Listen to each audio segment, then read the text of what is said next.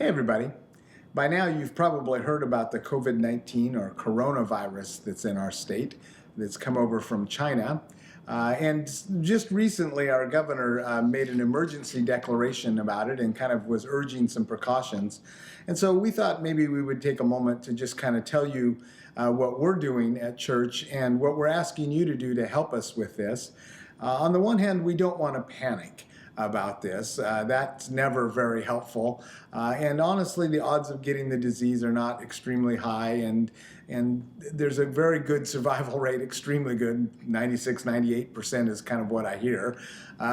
But we don't also want to take more risks than we need to. And so kind of out of an abundance of caution, we kind of want to talk just a little bit of that. And so a couple of things we just kind of like to remind you about. I think you probably already get these, but when we gather at church together, there are hundreds of people here, and we just want to make sure that it goes well for everybody. And the first one is a pretty simple one. Just remember when you cough to cover your cough, or you sneeze. Sometimes people will cough into their elbow. I've heard that recommended by medical people. We just encourage you to do that. And if you have a tissue that you throw it away, don't leave it hanging around. And we've never really had problems with that anyway. Another one is pretty common, to remember to wash your hands. They say soap and water is really the very best thing we can do.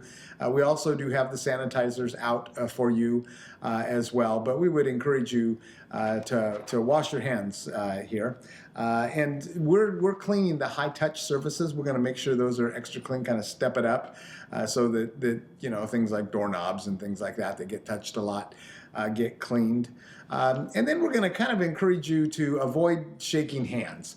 That's one of the ways that it gets transmitted. And so we thought maybe it'd be fun to do the chicken wing. During my illness, a lot of you did that with me with cancer, where we kind of rub elbows together. I thought that might be a fun way. And so this Sunday, and while this is going on, we just encourage you, rather than shaking hands, do a chicken wing. We'll just kind of make the chicken wing a part of who we are as a church, and that'll help kind of keep people safe as well.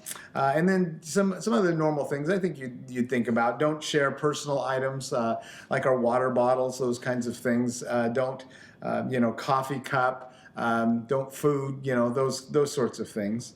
And then one of the really big ones is if you have symptoms, or if you have an underlying health problem that would compromise you, or you have a compromised immune system, then we would encourage you to stay home. We don't want you to catch anything through that. And then the really good news is you can catch us online on Facebook. This video will be here. It's Generation 784, Facebook/Generation 784. Or you can catch us on YouTube, which is a really nice way. It's a little harder to find us on there. But if you search for Generations Community Church, you will see come up two YouTube sites that are ours. We're working on getting one of them eliminated. One of them has about 54 followers, so it's got more followers than the other one. That's the one you want. And you can actually put that on your TV. If you have a TV that can go out and search the internet, you can go there to YouTube. I've watched it a couple times when I had to be homesick. And it's a great picture. It's all high def, and it's really good.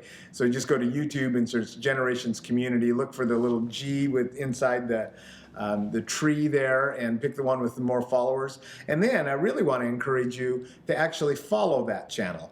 If we get to 100 followers, I think we can actually get a custom URL, so it could be like YouTube/Generation 784 there as well, which would make it really easy for people to find our channel.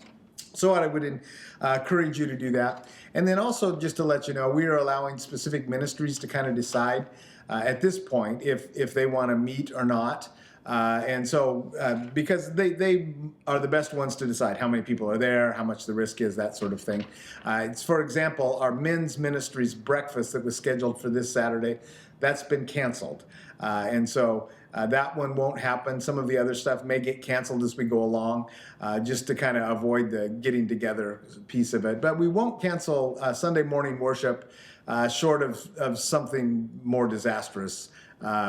So we encourage you to continue to be a part of that. So we hope you'll all take precautions, be safe, gather. We are a community of people that love one another, and so we want to be together, but we also want to be smart. I've said several times, God gave you a brain, He expects you to use it, and that applies in this situation too. We're going to take precautions, you take precautions, and ultimately we trust God. To watch over us and to protect us and to allow us to continue to be the church even in the midst of kind of scary times. I know for sure this much: God's got this. Whatever else is going on, God's got this. See you Sunday.